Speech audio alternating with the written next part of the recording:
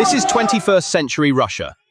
At an airbase in Siberia, dozens of uniformed Russian soldiers are trying to push a massive 100-ton Il-76 cargo plane by hand. This is the military airbase of that nuclear superpower Vladimir Putin spoke of when he said, "We will bring the West to its knees and we will shake the world with our hypersonic missiles."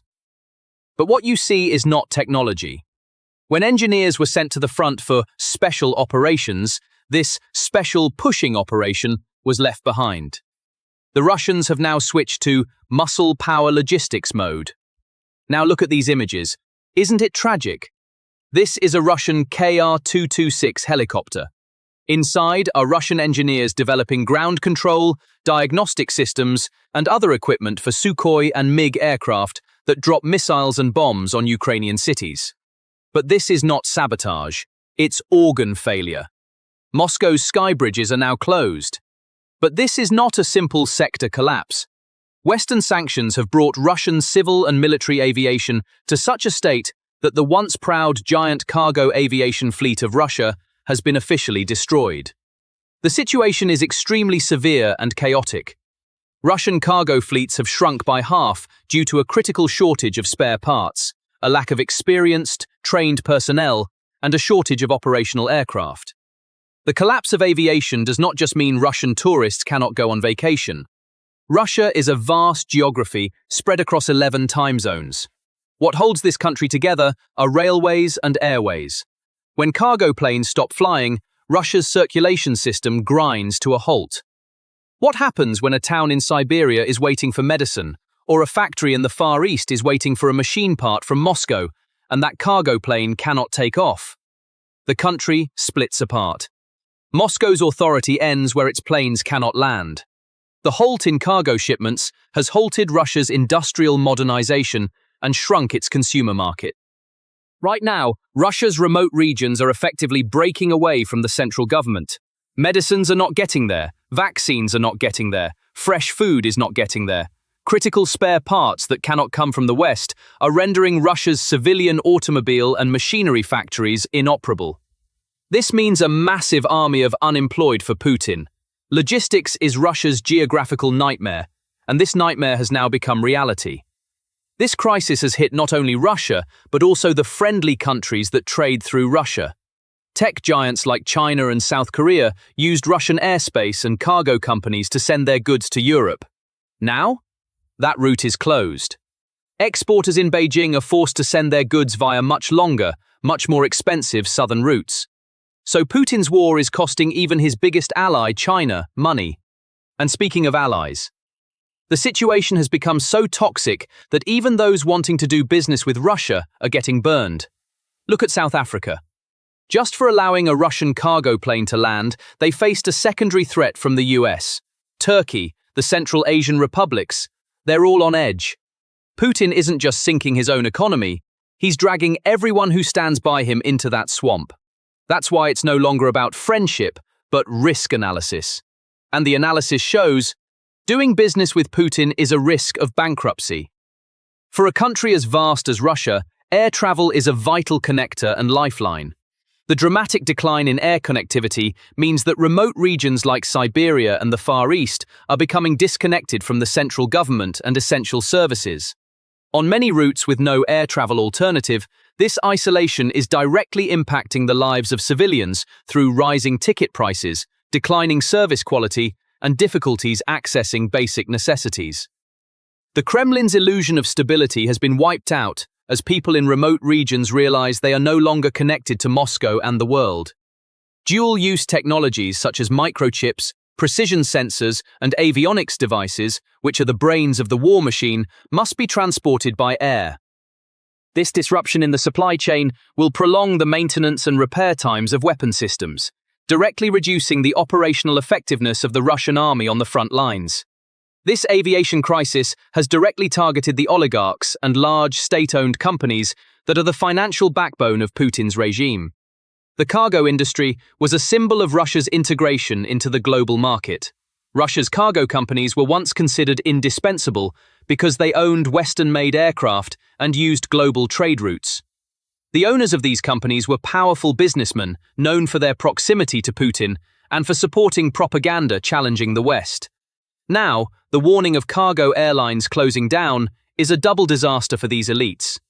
Due to sanctions, their aircraft abroad have been seized or their leases terminated. Billions of dollars in assets have suddenly become unusable. The halt of their operations within Russia has completely cut off cash flow. A cargo airline cannot survive for long with zero revenue. This means that the oligarchs have lost not only their luxury yachts abroad, but also their core commercial operations within Russia. This situation means that Putin's most powerful financial backers are being driven into bankruptcy, and the Kremlin's power is melting away. In the eyes of the oligarchs, Putin's war is no longer profitable, but destructive. This disillusionment among the elite is a source of internal political pressure on the regime. However, the paralysis of the Russian cargo industry has affected a much wider geography than we thought.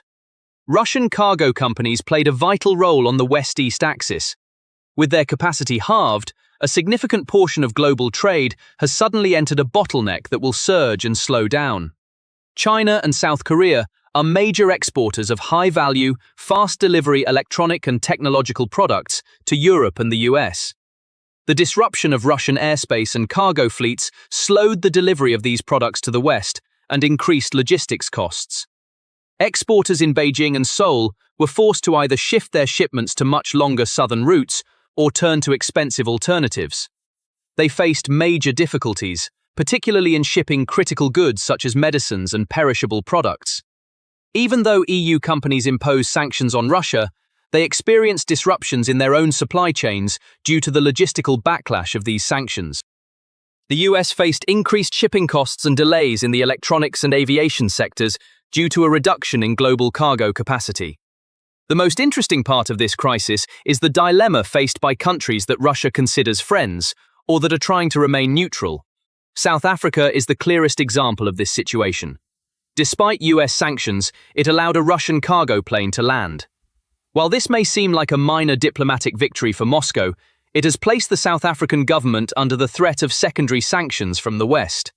On the one hand, they are trying to show support for Putin as a BRICS ally, while on the other hand, they do not want to risk their fundamental trade relations with the US and the EU. This reluctance shows how fragile Putin's international relations are. Even friendships are now built on risk analysis. Ankara, which is trying to maintain a balance with Russia both economically and politically, is carefully implementing the West's aviation sanctions. Although Turkey has the potential to be a center for the transfer of Western-made parts to Russia using grey plans, official authorities are reluctant to take the great risk of transferring second-hand or uncertified parts. This is because Turkish airlines and logistics companies are closely tied to the international finance and insurance system. The Central Asian republics are of vital importance for the transit of smuggled parts due to their geographical location. However, they are also constantly monitored under pressure from the West. The risk of supplying parts to Russia leaves these small economies facing the danger of severing their ties with the Western financial system. Putin's allies are suffering because of his actions. So what did Putin do to solve this? For decades, Russian civil aviation has relied heavily on technology from Western manufacturers such as Airbus and Boeing. Two-thirds of the Russian fleet consisted of foreign-made aircraft, and more than 90% of passenger transport was entrusted to these Western-made jets. With a sudden decision by Western governments and major manufacturers, this vital supply of parts, technical support, software updates, and insurance services was immediately cut off. Faced with the breakdown of legal supply chains, Russian airlines are desperately implementing the most terrifying and risky strategy in aviation history. We call this cannibalism. The industry term is cannibalization. What is it? It is dismantling another sound aircraft lying on the ground to fly a sound aircraft, removing its organs and installing them on the other. Russia's largest cargo carriers, Volga-Dnieper, and even the flag carrier Aeroflot have turned Boeing 737s and massive Boeing 747s jumbo jets into spare parts banks. These aircraft will never fly again. They are donors, sacrificed, so their siblings can stay in the air for a few more months. Intelligence reports are chilling. If this cannibalism continues, the Russian fleet will shrink by more than 50% by 2026. By 2030, only about 700 scrap heaps will remain of the 1,300 aircraft currently in service. But that's not the real danger. The real danger is the safety of Russian citizens who board those planes. Because the parts being removed have a lifespan, and that lifespan is coming to an end. What are they replacing them with? Uncertified industrial-grade copies of unknown origin from China, Iran, and the black market. What happens if you put a non-original brake pad on a Boeing?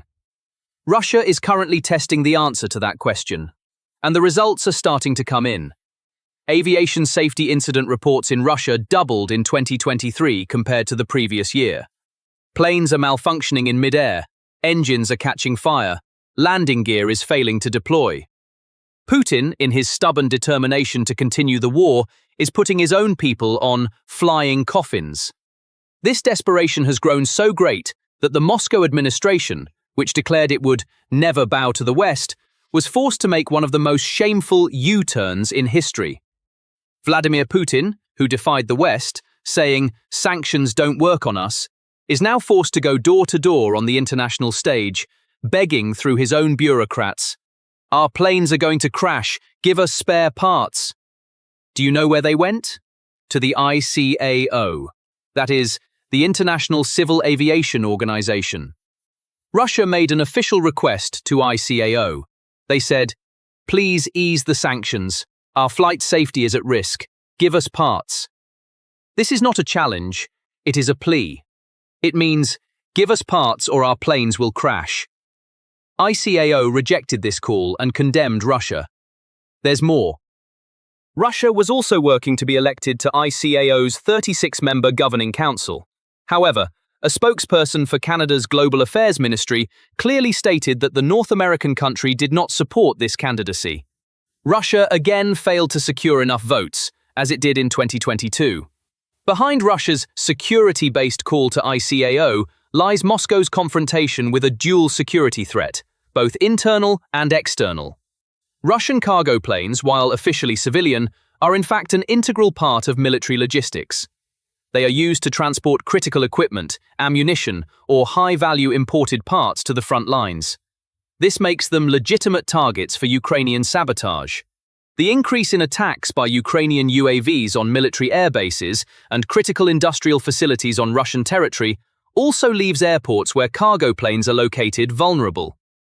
A successful attack on a cargo plane would deal an immediate and serious blow to Russia's logistical capacity. Putin is forced to defend airports against Ukraine's sabotage threat on one hand, while managing the risk of his own aircraft falling apart in the air due to parts shortages on the other.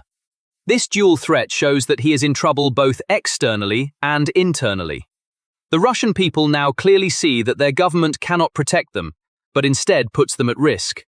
These are concrete, human, and economic realities that Putin's propaganda machine can no longer stop. The Kremlin may ban the word stagnation, but it cannot ban the silence from the sky, the cries of bankruptcy, and the panicked voices of its own allies. When Russia's cargo planes landed, Putin's arrogance in the sky also landed. So, what do you think about this? Please share your thoughts in the comments. To stay updated on new videos, please subscribe to our channel and turn on notifications. Thank you for choosing us.